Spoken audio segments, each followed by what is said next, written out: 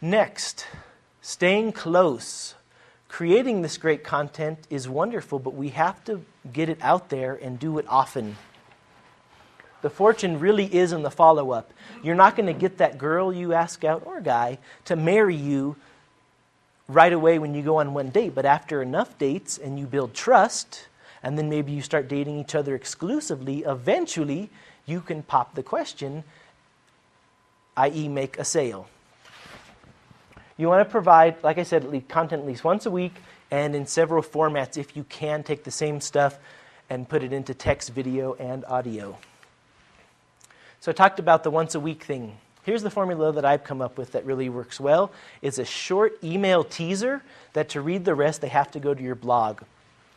Why the blog? Well, first of all, you can post videos and all sorts of things on your blog and multimedia stuff that you can't do in an email. Secondly, it's just a mindset thing. People will only read so many words in an email, and they'll just read more on a blog. It's just the way it is.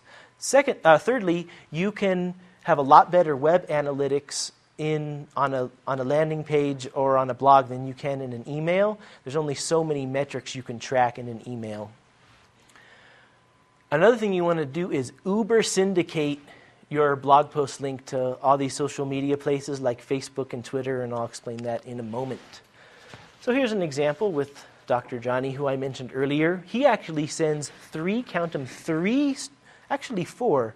We send this out on Tuesdays, and there's 3 stories in it, and we send out 1 on Tuesday. So he's writing 4 things a week to send to his list. So once a week, that's the minimum. That's just to get started. That's just the entry ticket to do all of this. So here is what you get in your email. You click on this. You read this little blurb. You're like, wow, that sounds interesting. You click. You go to his blog. You read the rest. More about testing, but this time as it relates to email marketing and making sure that, we've gone to so much work to find out who these people are, write ads that they'll like, write an ethical bribe that they'll like, get them to our landing page, get them to sign up for ethical bribe. Now we want to begin this relationship, but if people aren't getting our messages, then we're working really hard for nothing. So a couple things that we want to be monitoring closely. Open rate, which is how many people who get your email actually open it. Influenced by 4 things. Relationship to your list. Do they like you? Do you send them good stuff? Did you get their email address 6 months ago and then you forgot about them and you sent them something, and it's like a person you meet in real life. You forget who they are. Say I met you today and we don't talk for 6 months and I see you again. I might look familiar, especially if I'm wearing this, but if I wasn't, you wouldn't know who I was and you would disregard me. Same thing with email. Day of week, time of day, and subject line too. Think about where your head is at Monday at 10 a.m. when you've been in the office a couple hours and you're getting bombarded versus, say, Thursday morning, or where your head is at on Sunday.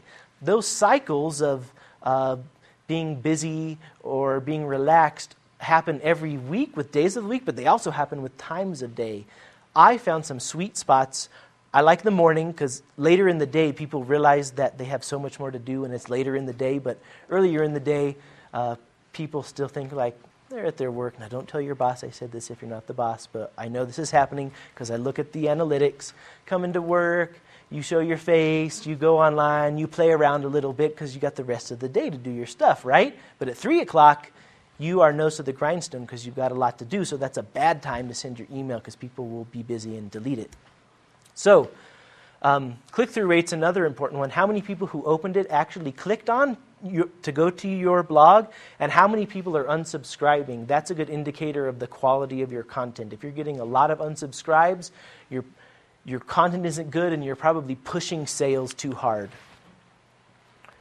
Subject lines with higher than 30% open rate are ones with numbers, are controversial or contrarian, or are urgent. You just have that little bit of text there to get their attention, and this is another thing that you're going to want to test. The ones that get less than 30% open, like 20 or 10 or even less, are obvious sales pitches, mention product names. Again, you're not speaking to the needs of your market, you're just talking about you, and they don't care, so they delete it. Talked about autoresponders earlier. When people sign up for My Ethical Bribe, on the secrets of the Freemasons. Here I have 9 pre-built messages that go out over a series of like 34 days. And this is all preloaded, and it's personalized, and it says, hey, Chris, on Thursday we talked about how the Egyptian pyramids were actually built by the grandfathers of the Masons, and today we're going to talk about the Masonic pyramid on the US $1 bill. Now, whether or not you believe that, this target market does, and that gets them going, and they do open it because I've tested the heck out of these subject lines to get them where they open them.